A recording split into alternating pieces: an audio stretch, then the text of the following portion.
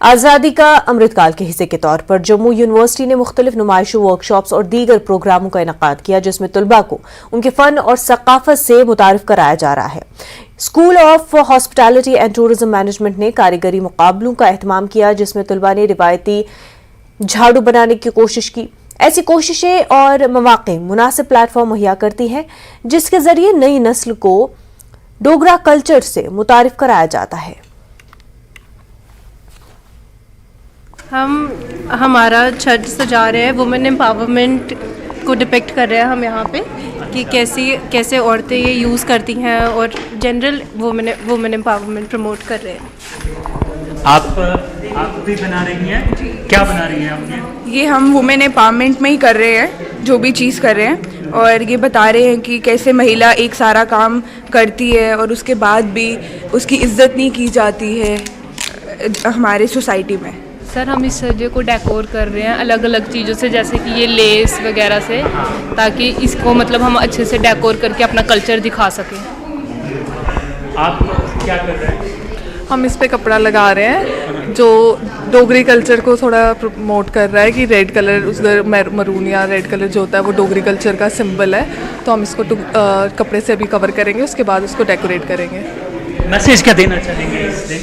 कि हमें अपने कल्चर को प्रमोट करते रहना चाहिए, जो भी हमारे कल्चर है हमें उसको हर तरह से प्रमोट करना चाहिए, जो भी हम कर सके उसको करना चाहिए। मतलब कोई विरासत है उनको वापस रिवाइव करने का हम ये मौका पा रहे हैं। हमारे डिपार्टमेंट, हमारा heritage and tourism club, even कि हमारी जम्मू यूनिवर्सिटी बहुत ज़्यादा हमें प्रमोट करती है, बहुत ज़्यादा हमें अपॉर्चुनिटीज़ देती हैं ताकि हम अपनी विरासत, अपने कल्चर को और एक्सप्लोर कर सकें। ताकि हम सिर्फ मूवीज़ में देखते हैं कि हमें सर्दर्न इंडिया का या मेनली नॉर्दर्न इंडिया के मेनली पार्ट्स का कल्चर दिखाया जाता है, लेकिन हमारे डोगरी कल्चर कहीं ना कहीं मतलब मिस हो रहा है, कहीं ना कहीं हम उसको एग्जिट कर रहे हैं, एस्केप कर रहे हैं। तो उसको हम वापस अपने कल्चर में, अपनी डेली लाइफ में उसको रिवाइव करने का, एक अपने कल्चर को फॉलो करने के लिए बहुत अच्छे स्टेप्स हमारी यूनिवर्सिटी उठा रही है। I am very proud of that. मौसम बहार में ज़रई और बागबानी सरगर्मियां कश्मीर में शुरू हो जाती है। वहीं इस मौसम में कीमियाई खादों और जरासीम कुश अद्वियात की भी ज़रूरत होती है, लेकिन रवा साल कश्मीर में यूरिया खाद की काफ़ी किल्लत पाई जा रही है। खाद डीलर्स पुलवामा का कहना है कि उधमपुर में पड़ी यूरिया खाद की भारी मिकदार वादी की तरफ रवाना नहीं करने से यहाँ खाद की किल्लत हो रही है, जिससे किसानों और खाद डीलरों में काफ़ी तशवीश पाई जा रही है। खाद डीलर्स ने इस हवाले से LG से मुदाखलत करने की अपील की है। मीटर हमें अलॉट हुआ था for the month of March. बदकिस्मती की बात है कि इन वजूहत की वजह से उसकी कर्टेलमेंट की है सेंट्रल गवर्नमेंट ने। हर कंपनी को उन्होंने एलोकेशन जो थी उनको बंद किया हुआ है, सिर्फ एक्सेप्ट इफको। हम चाहते हैं अगर इफको को ही देना है, इफको अच्छी समझता है, उसका हमारा नाम है कश्मीर में, उसकी बढ़ा दीजिए एलोकेशन। वो इफको इतनी बड़ी कंपनी है, वो 10 रैक एक हफ्ते में हमें दे सकती है, लेकिन उनको वह कसूर नहीं है। उनको किसी ट्रांसपोर्टर ने चिट्ठी लिखी है वो आप माल मत लाइए यहाँ, क्योंकि यहाँ जगह नहीं है। जगह कैसे रहेगी जब उन्होंने पहला रैक नहीं उठाएगा, अगले रैक कहाँ से उठाएंगे?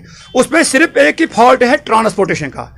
ये लोग कहते हैं उनको फ्रेट मिल जाए, क्योंकि ये फ्रेट दे रहा है सेंट्रल गवर्नमेंट, वो सारा खुद खाना चाहते हैं, गाड़ी वाले को कुछ नहीं देना चाहते हैं। अब आप चाहते क्या हो? हम चाहते हैं इन ट्रांसपोर्टरों को एक्टिवेट करना है, और ये सबसे बड़ी जिम्मेवारी है कंट्रोलर फर्टिलाइजर की, जो हमारा डायरेक्टर जम्मू बैठा है किसी AC रूम में, उसकी जिम्मेदारी बनती है रैकमेंट पर जाए माल क्यों नहीं उठ रहा है। ये गाड़ी वाले को सही किराया दे देंगे, आप देखिए एक दिन में सारा माल उठता है कि नहीं होता है। ये वो अपनी मस्ती में बैठे हैं, उनको भी हमें पता है कोई पूछने वाला नहीं है, और मर रहा है हमारा जमींदार। अब हमें सब बताएंगे ये डीलर अपनी लालच के लिए। मैं पहले जमींदार का बेटा हूं, उसके बाद में डीलर हूं, और डीलर लोग आते हैं हमसे पूछने के लिए, हम उनको अपनी समस्या क्या बताएंगे? उनको पता है कि यहाँ खाद लाने वाले यही लोग हैं, लेकिन हमें मजबूरी है। यहाँ LG एडमिनिस्ट्रेशन है, तो LG एडमिनिस्ट्रेशन से क्या? LG साहब से मेरी मोतबाना गुजारिश है, विद फोल्डेड हैंड्स में रिक्वेस्ट कर रहा हूं उनको, आप कमिश्नर साहब को जगाइए, आप कंट्रोलर साहब को जगाइए, और इन ट्रांसपोर्ट के बारे में एक इंक्वायरी कीजिए, क्योंकि यही ट्रांसपोर्ट क्यों हर 12 सालों से ये काम कर रहे हैं यहाँ। उनको अपना लाइसेंस लेना है, नॉन सब्सिडी लेना है, उनको 5000 रुपये की क्विंटल यूरिया लेनी है, जबकि ये 260-70 रुपये की बोरी जमींदार के लिए है। जिसने भी काम किया, अगर मैं इसमें इन्वॉल्व हूँ, मेरे खिलाफ भी सख्त से सख्त कार्रवाई होनी चाहिए। हम किसी को यहाँ पर्दा नहीं रखें।